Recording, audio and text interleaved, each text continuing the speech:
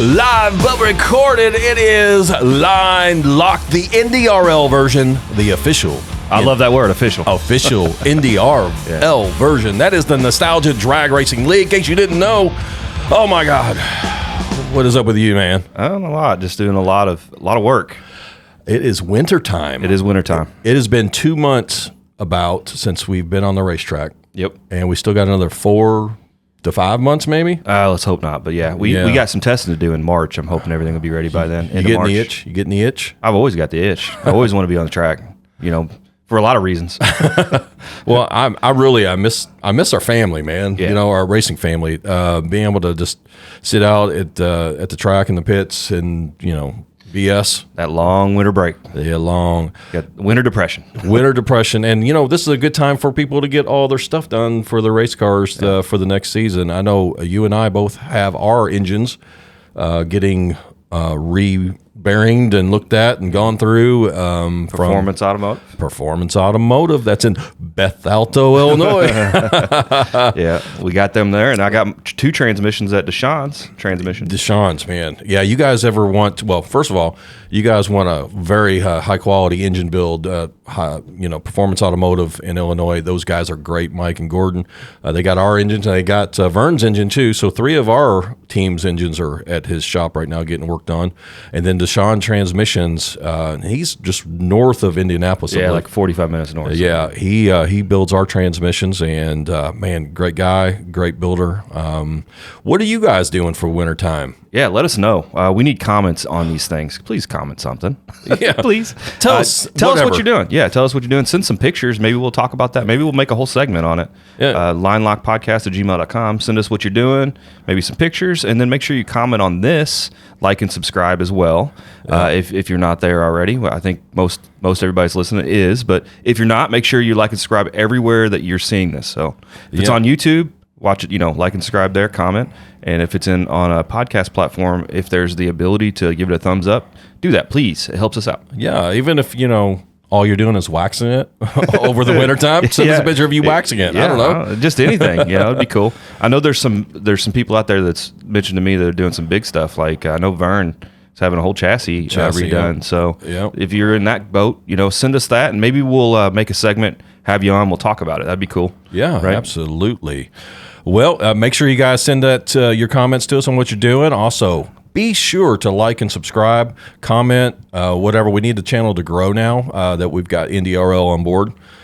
We want to hit the people that don't know about us, maybe out in our region, to hear it and say, hey, sounds like something cool I'd like to do. I forgot one thing you could do that really helps is sharing. Share it. That's right. That's free to you. Just share it to your friends. That's free, and it helps us out a ton. Absolutely. So. Well, let's take it to the news.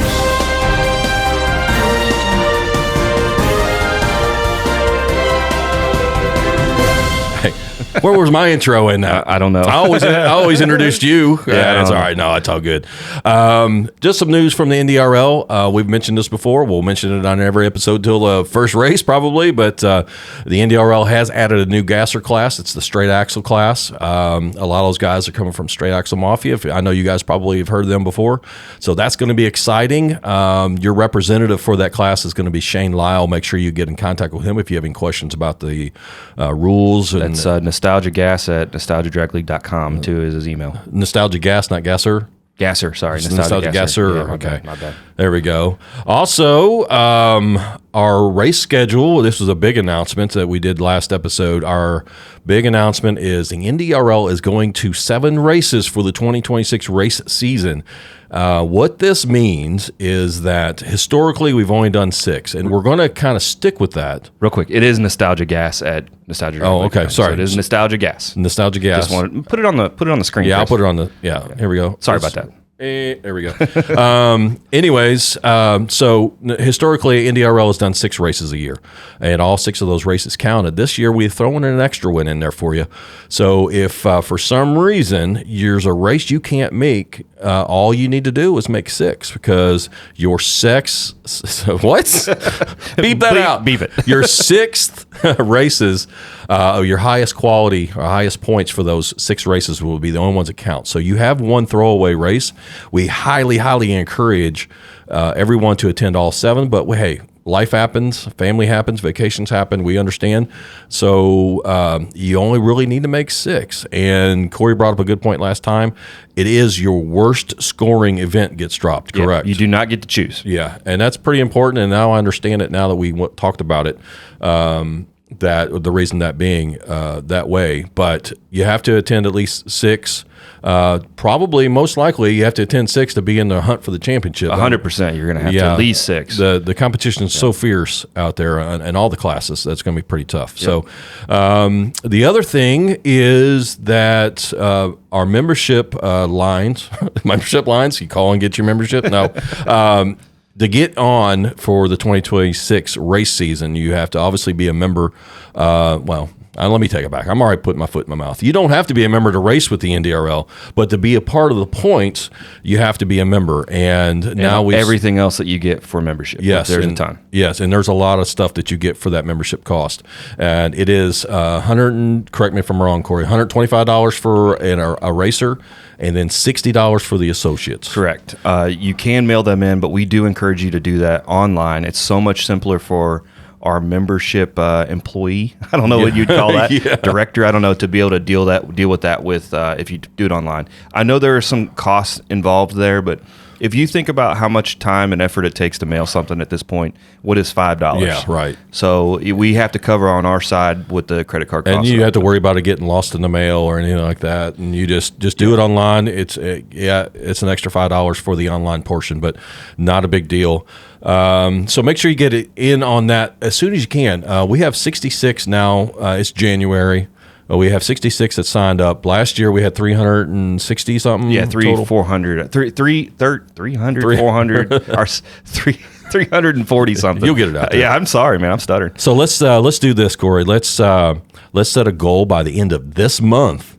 150 memberships. So get online. It's nostalgiadragleague.com. You can find the links there to do everything online, and that automatically puts you into the fantasy league. Yeah, let's quickly touch on that. First, I want to correct another correction. Okay. 334 is what we had last year. So that's great. We want to try to get 150 by the end of January. So please, if you can.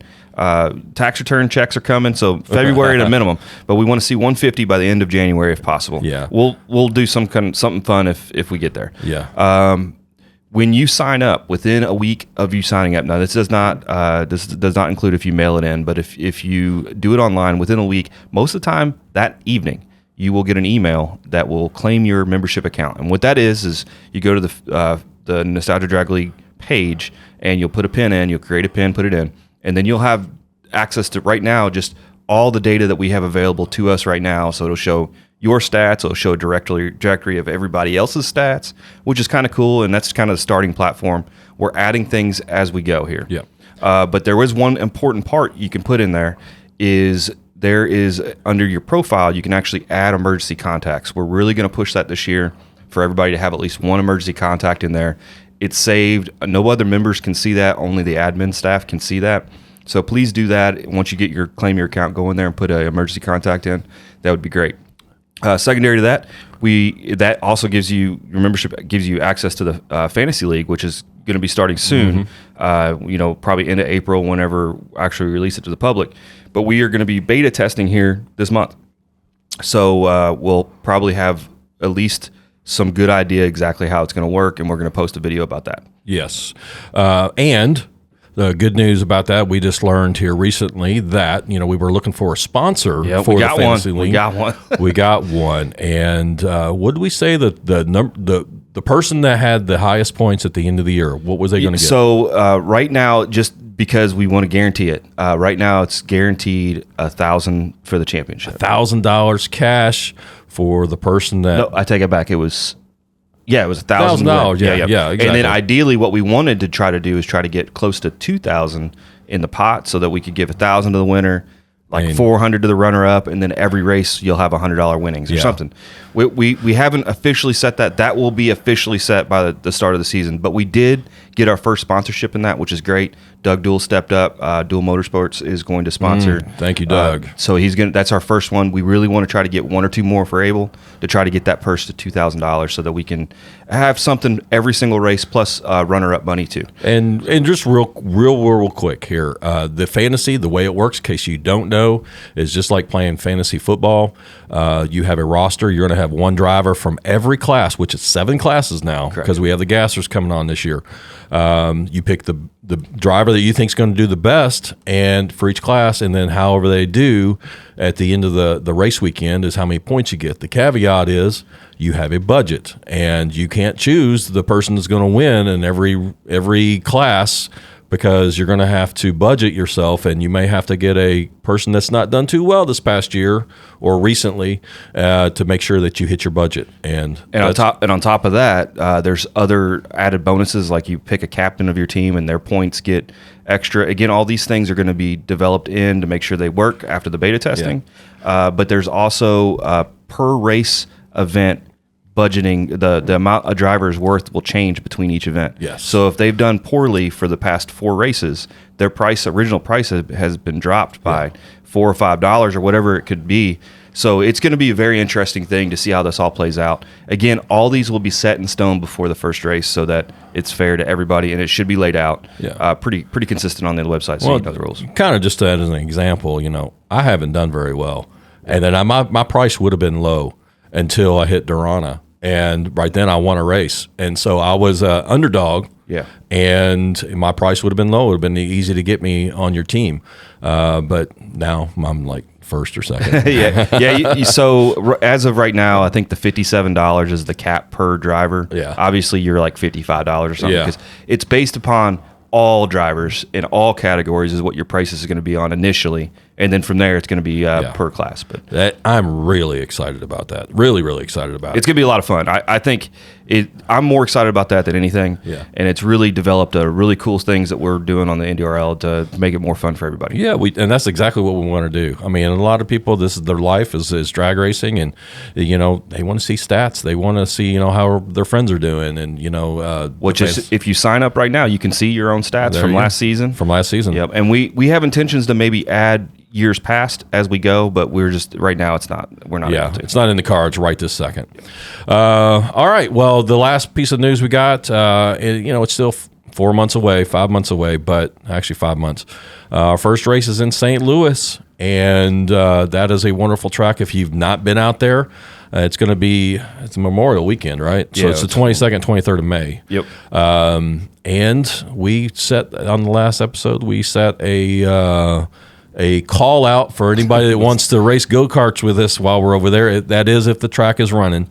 So anybody wants to sign up for that, we are going to give a trophy or a plaque or something out for free to enter. You could even just not even enter and just go do it. You give me your time slip, and then we're going to do first, second, third. We're going to at minimum make some plaques or something for you. Well, let me say it's free for our thing, but you still have to pay to race in the go-karts. And I can't remember what it was last time. I have no idea. Like $30 or something like that. I'm not sure. But that's going to be a good time.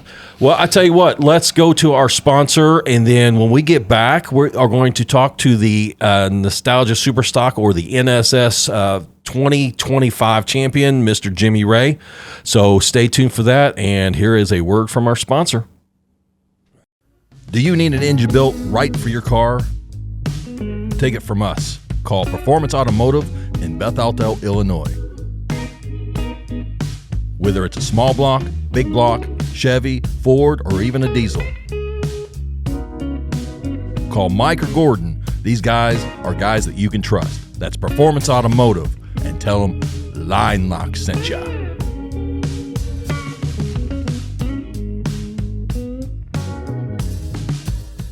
All right, and we're back. Thank you so much for Performance Automotive for being a sponsor of the NDRL, and make sure you go out and visit them, talk to them, get your engine built by them. So right now we've got the Nostalgia Super Stocker champion for 2025. It is none other than Mr. Jimmy Ray. Well, you didn't screw that up, Chris. Oh, I was hoping to screw up. Hey, Jimmy, how you doing, buddy?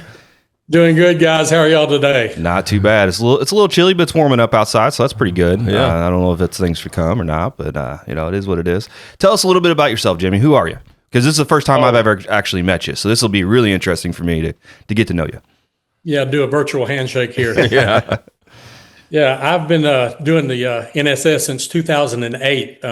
It's been a fun class. We ran Nostalgia Muscle Car a couple of years before that, and I just really felt a bond with the old guys at NSS.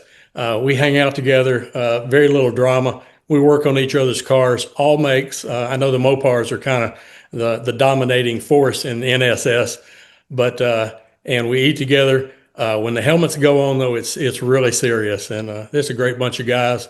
My son's racing with us now. We got a couple of father and son teams, and we usually have to end up running each other. It's just crazy the way the ladder forms out. But I've been retired last year, semi-retired, mostly retired, and 47 years in the diesel business. So we've been racing. I did a little bit in the 70s. I've always been a gearhead. I was born, with grease on me, and it's been kind of took a little break in the late 70s, early 80s, starting a family, and then we started running again in the late 80s at Memphis Motorsports Park until it closed. So we've had a good run of it, and Memphis is on its way back. I saw that. Didn't nhra buy them as well? Yeah. Yeah, they're up. Yeah, they're buying all kinds of stuff. December 24th. What a great Christmas present. Memphis Motorsports is about 15 minutes from home. Okay, so you're down there in Tennessee. Right. We're down just north of Memphis, and now we get ready to go out of town to race, and we have nowhere to go make a test hit. Used to, you would get home from work, run to the track, make a few test hits, and be home before dark. So yeah, that's going to be really nice again. It's actually. Let's step back real quickly. I know you said you started in 2008 and you started with Nostalgia Superstock. And at that time, it was an MCA, right? Correct. Okay, and then they went through, and then they dissolved roughly 2 years ago, and then Nostalgia Drag League picked up the NSS class.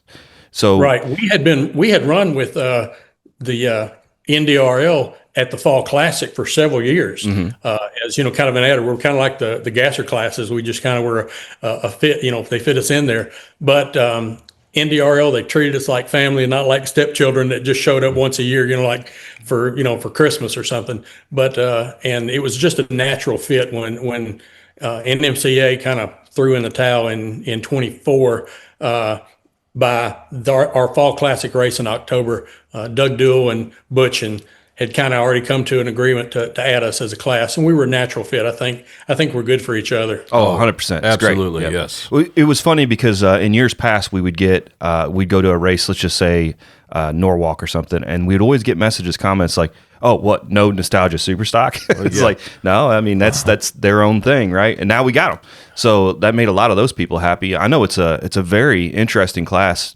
I don't know if I could follow all the rules, though. I mean, they got a ton of rules. How do you deal with that? Well, we built the car specifically based on the rules. We had a 69 Nova that we ran in muscle car, and of course, at the time, Novas weren't in the NSS class. So we bought a 65 Malibu SS specifically to run in Nostalgia Superstock. Yeah, had big block parts left over from the Super Comp days and the bracket racing days, that we'd run before we started running NSS and muscle car also. So we're just we're still recycling parts. I'm putting together, freshening it up an engine right now in the shop, and we're still using parts from the 80s. Wow. That's a testament to how quality. That's nostalgic right there. Yeah. Well, I don't really want to go too terribly into it, but that class, it's very rule heavy as far as like it needs to be a lot of the real nostalgic stuff. It's every car has a specific, I guess, engine combination, right? And then correct. It has to be, the original big block engine that came with the car. I know some of you say throw big block around to Pontiac, Buick, AMC. There's only one block, but it had to be original big block muscle car. Yeah, that has got to be. I know that's part of the lure of Nostalgia Superstock is because like anything, sometimes the more difficult thing to do is more fun because there's a lot of different strategies. What type of car you get really plays into how well you perform. And that's part of the reason there's a lot of Mopowers is they've done really well with that class. So you're going to see more and more of them. And the guys that decide to do something a little different, they're going to feel like they earned it at the end of it because they beat out all these people that have done so well with them, right? Well, we've kind of gone outside the coloring outside the lines a little bit with the 64 Chevelle two-door wagon that we built. The first tech at an NMCA race, the tech guy says there's nothing nostalgia super stock about this. It's lowered a little bit. It's flat hot rod black. We ran out of time and money at the end of the year, so we just left it, primered black, and it's been a real hit with the younger crowd. They love the hot rod, the old school hot rod look. So it's been in 10 years we haven't changed it. So cool. This is it comes up to a good point of mine too. Is I was doing some website work and I was trying to get an AI to create avatars for each class. And easily enough, you could do ProGas. It can come up with that pretty good. But when you tell it Nostalgia Superstock, it'll give you what they think it is, and it's pretty close. But one thing I noticed is the majority of the time when it was developing it'd have that big, I guess they call it a shaker hood or something, that has that really wide, intake on top of the hood. Mm-hmm. You know what I'm talking about? So I got a question. What describes a Nostalgia Superstock car to you? What's a good description of it? Well, it's generally, full size, mid size, big block muscle cars from. We go from the late 50s now all the way up to 72. It used to cut off at like 67. So anything you think about, I have people that come up to me all the time and say, "Oh, I went to school in a car just like that." You hear that all the time, but most of them probably weren't, roller cam, big blocks, no back seat, heavy hitting cars, but they remember them. My cousin that races at Gateway, we ran into him a few years ago. And he came home from the hospital in a 67 GTO, and his sister came home from the hospital in a 65 Malibu SS red, kind of just like our car. So people remember that. Yes. I guess I didn't think about that because it's almost, a lot of your cars could almost be daily driven. Like I know that there's a lot of performance stuff that you put in them, but from the exterior, it doesn't look like you couldn't daily drive that type of car. Is pretty right. Fair? Because that is pretty fair. With ProGas and stuff, we're most of us are really low. There's a lot of other things, different things that we do that would make it very not conducive to being a daily driver. And I never really thought about it until you mentioned that. Is most of these cars, at least with the modifications from the outside, obviously they're race cars. You see they're race cars, they're lettered up and all that stuff. But if you took all that away, and all you had was a hood that was, that kind of showed that it was a big block, you could that's how they came from the factory almost, That's really cool. And I'm sure that probably is, everybody knows that. I'm just now figuring it out. Yeah. Old deuce. Well, the Flash, the Tennessee Flash, it's a 1050 index car, and it's actually street legal. I ran mufflers and DOT tires for years because we ran not only Nostalgia Superstock in it, but also in any local DOT classes. Yeah. So it's tagged. It could go back on the street, but I don't even carry it to the car wash because I'm afraid somebody will hit it or something. Yeah, I'm paranoid about that. The wagon, it's full blown race car. It's a 950 car. So. Okay, right on. Yeah, I love the Tennessee Flash. It's a really cool looking car. I like how it's lettered. I love the nostalgia part of it. It's great. I'm sure we'll have maybe a picture of it somewhere on here. Oh yeah, okay. We'll put a picture of it. Yeah, it's cool. That was a little bit of a take from the Mopar Butch Lil California Flash car. Okay. I wanted to make it kind of look like that, so it's kind of taken on a life of its own. Right on. And it was champion. So there we go. Yeah. You get it on a lunchbox. Yeah, that's gonna be cool. All right, we're gonna have a lot of lunchboxes. All the little kid family for Christmas next year is going to get lunchboxes. You already telling them what Santa's bringing them? Not unless they watch the podcast. Oh, okay. Well, they better watch it. You better share it. Can you imagine being that kid taking that lunchbox to school, and especially the little boys are all going to just dig that lunchbox. That's Grandpa's that's cool. Yeah, the first race last year, my grandson, he also goes with us everywhere. He's 14 now. He had to have a Doug Duell Nostalgia Superstock Champion lunchbox, and he got it signed by Doug. Oh, nice. So I was told that he had the most lunchboxes sold, right? Yeah. I think it's because he bought them all himself. He probably did. I think he stacked the competition. So this is the first year under the NDRL banner for Nostalgia Superstock. Let's talk about your season a little bit. Is there anything that you had to do over the winter to make it fit whatever the NDRL was doing, or were the rules pretty much exactly how the NMCA had it? Yeah, the rules were exactly the same. A few years ago, they opened up the rules to allow some of the smaller cars that had been excluded before. Darts, Barracudas, and AMXs were kind of grandfathered in years ago, but Novas, Mustangs, Camaros, Firebirds, all that weren't allowed. So they added those this year, and we had a Mercury Cougar, we've had a couple of Mustangs, and they also raised the year model up to 72. I guess that's anything that doesn't have big bumpers. So they were hoping, I guess, that would add a lot of cars to the class. It added a few, but we've seen some different stuff. But we basically just kept running exactly like we did before, and I don't even think we did any winter maintenance last year, other than changing oil and maybe a set of tires.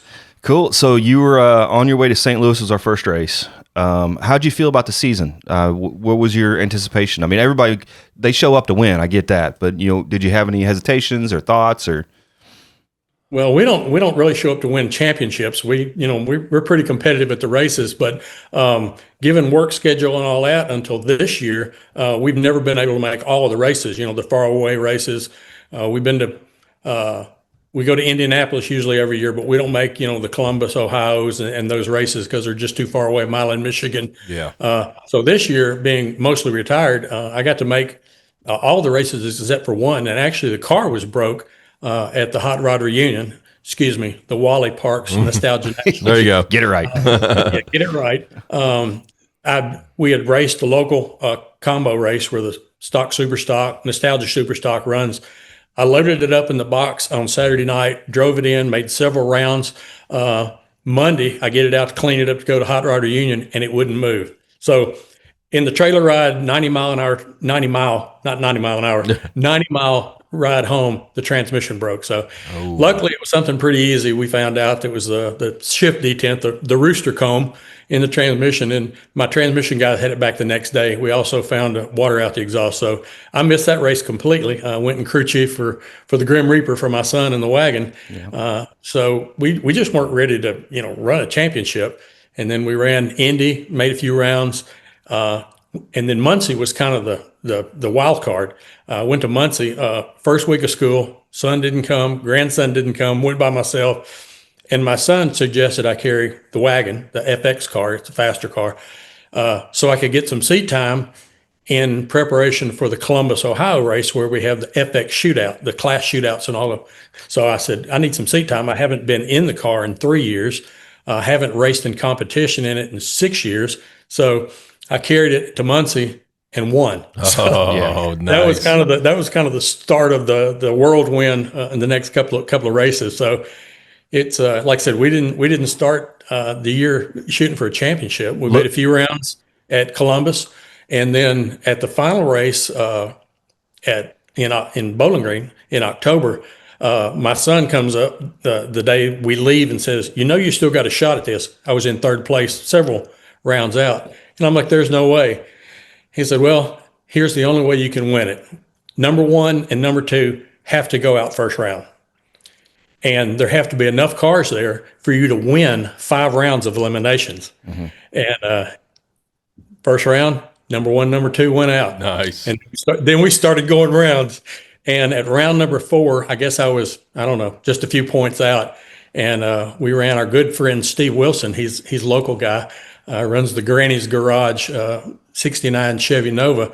We ran him round 5 and won, which put us 4 points in first place. So how many rounds did we go winning the championship? One. Let's talk a little bit about the trajectory of it, because I've got your points up here.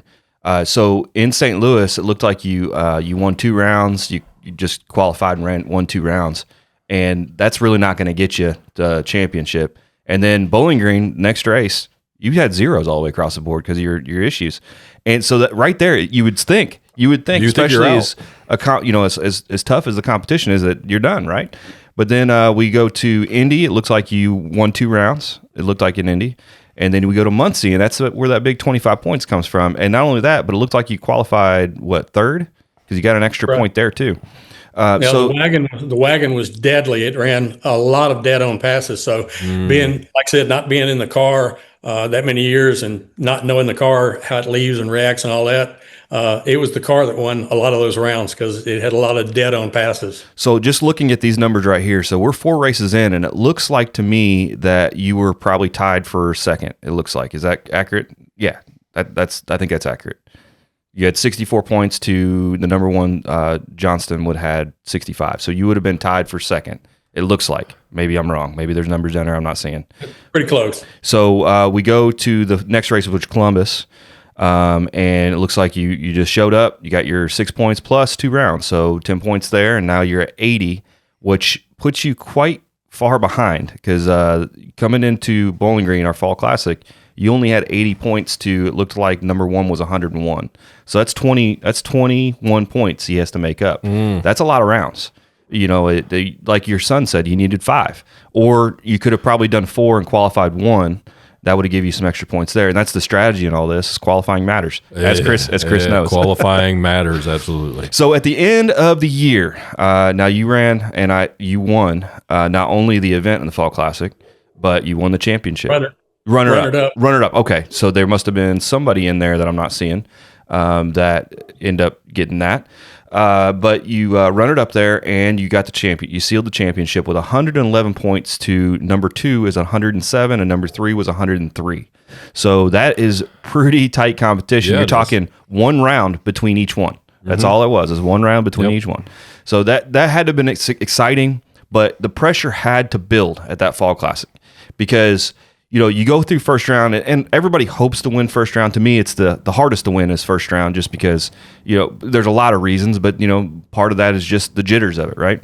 So you get past first round, you feel confident, but you had some pressure on your shoulders because 1 and 2 lost their first round. So now it's up to you. The championship is up to you. So how do you prepare for going into round 2 knowing that you need to go another 3 to be able to seal this up? I mean, it was like. You know, going into the race, you know, like I said, Gabriel said, you still got a shot at this, but nobody was talking about it. And then after the first round, everything went silent. They weren't, you know, you got to do this, you got to do that. And all my grandson said was when we went to round 5 was, don't red light and don't break out. So that was his racing advice to me. So the pressure was on, but nobody was putting pressure on me. Now a lot of people stayed and watched and rooted for me. I'm thankful for that. But there wasn't anybody saying you got to do this, you got to do that. So do you find yourself appreciating that you know everybody knows the pressure's on you, but they kind of stay away from talking about it? Does that make you feel better and let you just kind of get in your own head and think about it? I don't know. Maybe it makes me think about it more. But yeah, they were very cordial and not putting any additional pressure on. So it was really really cool. Yeah, you always worry about somebody speaking it into existence. You know, what I'm talking about that somebody coming up to me and say, "Don't red light, don't break out." To me, it's like, okay, I just did that. You know what I mean? It's you just spoken into existence. But yeah, it is amazing that nobody came up and mentioned it to you because I think when Chris was in the competition, that's all we talked about before. Maybe we shouldn't have. Maybe we should just be quiet. Yeah. You know, that is the Hamilton's deal. Is they just don't talk about it. They talk about the next round. That's all you worry about is that next round. And once you get beyond that, you start worrying about the one after that. But it's never about the ending. But I don't know. It's got to be tough to not think about it, right? Mm-hmm. I mean, that's crazy that nobody would discuss it other than that final round. And you had to get that excellent advice from that grandson of yours. So how did you end up losing that to runner up on that race? Dennis Breeden was driving one of Doug Duell's cars. His car was ailing at the time. So Dennis and I ran. I think Dennis finished number 4th or number 5th in points. And he's kind of our liaison for Nostalgia Superstock now. And we ran him in the final, and I didn't have another good light in me. I really bad. I think I left when he did. He was a little bit slower car. So yeah, I see it now. He's got that 30 points now. He ended up finishing 10th, and he is your liaison to this. And if anybody watching this that needs to reach out, that's NSS@nostalgiadragleague.com. You can get a hold of him if you need to talk to him or have any questions about the rules or whatever. Signing up. But yeah, that's so he was driving another man's car and he ended up taking you out in the finals, huh? Right. He took it all home. My wife was there. She didn't go to a lot of the races, but she was at round 5. She said, "Wow, that was the big win. How much was it?" And I said, "That was $5,000." And then the next round, she goes, "How much is this round?" I said, "This round's only $2,000." So Yeah, it is. took It some of the is. sting out of it. It is. There's a couple things that we can thread out of this. Is it's kind of cool. I mean, and this happens in a lot of classes where somebody's car is down and this other guy's still trying to get some points, and somebody loans a car out, and that's the type of environment you're going to be in if you sign up with the NDRL. Is that's the type of family atmosphere that we provide. I think that's really cool of Doug Duell to offer that up to Dennis, and that's really cool that he was able to take it home. I'm hoping Doug got a little bit of that winner's money though. I don't know how that works out. Maybe we'll have to ask him. I don't know, but that's cool. Like I said, you never know what car is going to show up. Like I said, I started the year in Tennessee Flash, and I'm a lot more comfortable in that. But finished the last 3 races. I had planned on running the Tennessee Flash at Bowling Green, but I needed the faster car to get my NHRA license up. So I was in it for the last race, and I wasn't going to just get my license on Friday and then change cars on Saturday. So I just stayed in the wagon for the rest of the year. That is another important thing too about the NDRL is we do not track points by car. We track points by people. So if you have a couple cars and something goes down, you got to change. That's no big deal. We track the person for the points. Yeah. So, and even if it's a loaner car, evidently. Yeah. And we have both competition numbers on both cars, and we'll just put a piece of black tape over the one that's not running. So. I see a lot of guys do that, and it does help. And we'll just make that point too. It does help when we do points. Is if the car number on the qualifying sheet's the same as the car number you registered with, it's easier to find. So, if you're able to do what Mr. Jimmy Ray is doing, that would be really helpful to us. Cool, man. So you locked the season in, pretty exciting. What are you thinking? Like, I mean, I know I'm only asking this because it's something that is so what you think is unachievable, and then you just achieved it. I mean, what's the feeling that you're having right when you get that? Well, for weeks after that, I was still like pinching myself. Or is this a dream? It's just wow. Because like I said, we don't start out for a championship, and I haven't won a championship since back in the Memphis Motorsports days when we ran a couple of DOT won championships there. So it was really a big shock to me. We ran, I think in Indy 2013, we won the world finals, the last race of the year. But we've never been in. I think I finished top 10 one time within MCA. Well, it seemed like you liked it enough to, and this is my further point, to go grab you another one. Tell us a little bit of that. We're gonna be ready. Like I said, we're freshening some things up this year. I've got the engine out of the Tennessee Flash right now. Yeah. Got a new set of bearings. I'm gonna get resealed and waiting on heads now from the machine shop. And we're gonna put a fresh engine in the wagon. The wagon engine is 12 years old, running 950, and it's on borrowed time. It's had one set of springs and one set of bearings. So. Yeah. We're going to build a new one for it and freshen the old one up for a spare. 12 years. That's kind of where we're at, getting ready for next year. Yeah, 12 years sounds bad until you hear from the Shells. They've been running one that was 30 years old. Yeah, right. All right, well, that's cool. This one may make it 30, but I just get nervous. And the best insurance against failure is a spare. Yeah, well, we learned that. That's the reason Deshaun has got 2 of my transmissions, because we're making a duplicate for both of our cars as a spare just in case. Yep. You had transmission issue. I'm sure you can appreciate that. That's part of the reason that I decided to do this was because of your story about it.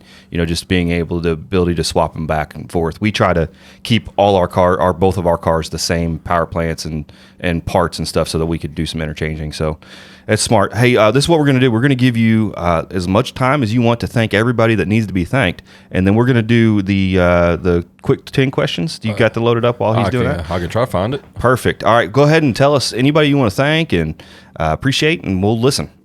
Well, I told you about my transmission woes. We're not hard on parts. We don't break a lot of stuff, but when your 60-year-old part in your Power Glide breaks, it's just time. Got our money's worth out of it. So my friend Bird McGroom and his dad Wayne at Millington Transmission, they had the transmission fixed and ready to go the next morning. So that's customer service there. Been knowing them all my life. And A&A Transmission for sponsoring the class, and Doug Duell for all he does, just being an advocate for NSS, and he has been for years. And we raced with him and his dad back in the earlier days in the 90s. So I'd like to thank those guys for just being there. The wife for letting me do it, for letting me retire this year. She's still working. So anyway, my son and grandson, they're always there. Not always, but most of the time, 90% of the time with me. So we're ready to jump into next year. We've got a lot of local 8th mile races, combo races, and we're going to try to hit at least 6 of the NDRL races. Might get all 7. I hope you do. Yeah, that'd be awesome. All right, man. Well, hey, how do you feel about 10 rapid fire questions? I don't know how rapid I can fire them back to you. Shoot. Some of these may not pertain to your racing right now, but let's just start from number 1. Ford or Chevy or Mopar? Chevy. It's the only thing I can afford. Okay. And like I said, we're still using parts from the Super Comp days back in the 90s and 2000s. Favorite power adder?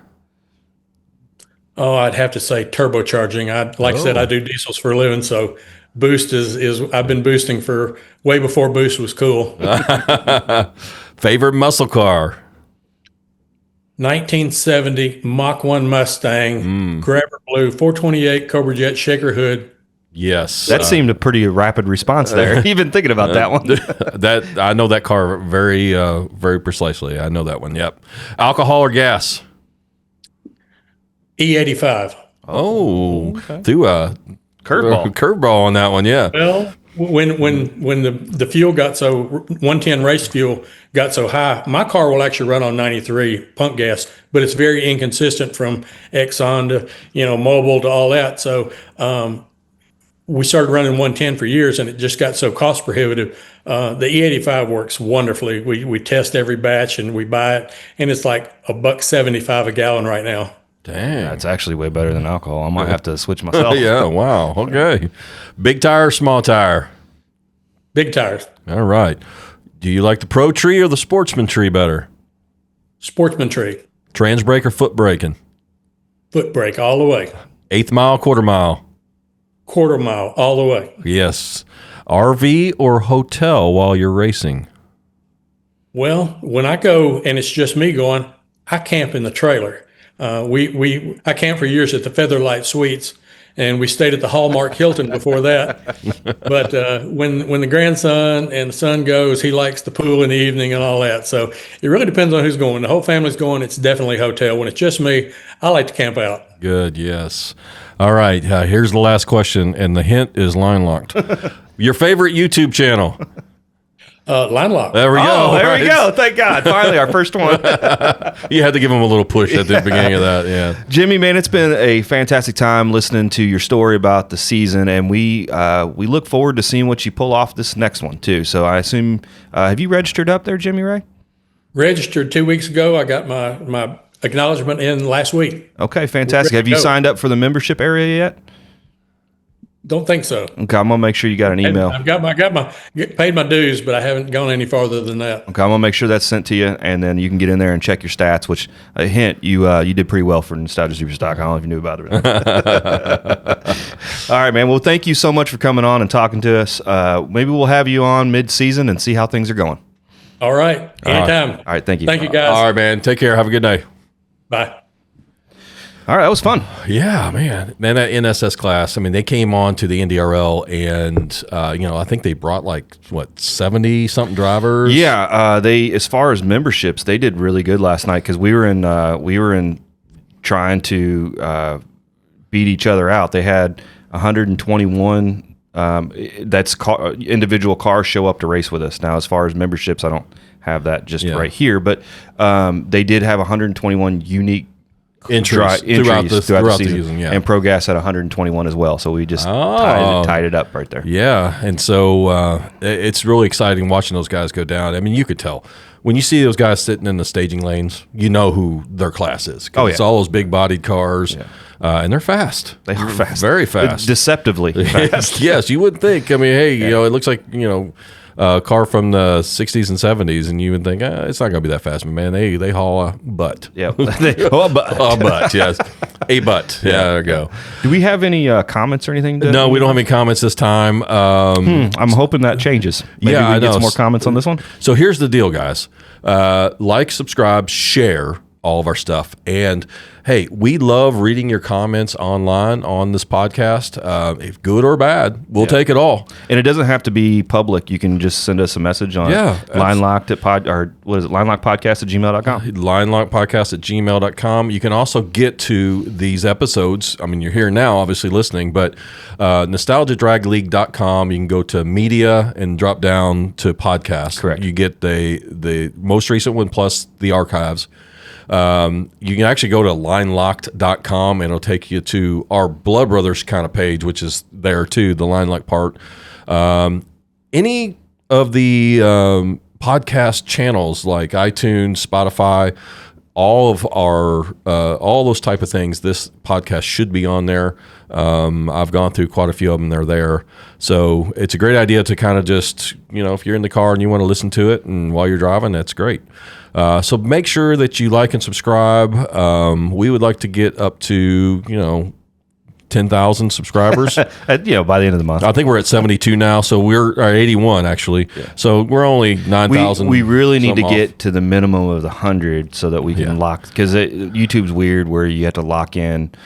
So even if you listen to this on podcast, if you wouldn't mind, just go over to YouTube and subscribe as well. And that'll help us out because we really do need to be able to lock our name in and whatnot. So that'd be cool. So make sure you guys.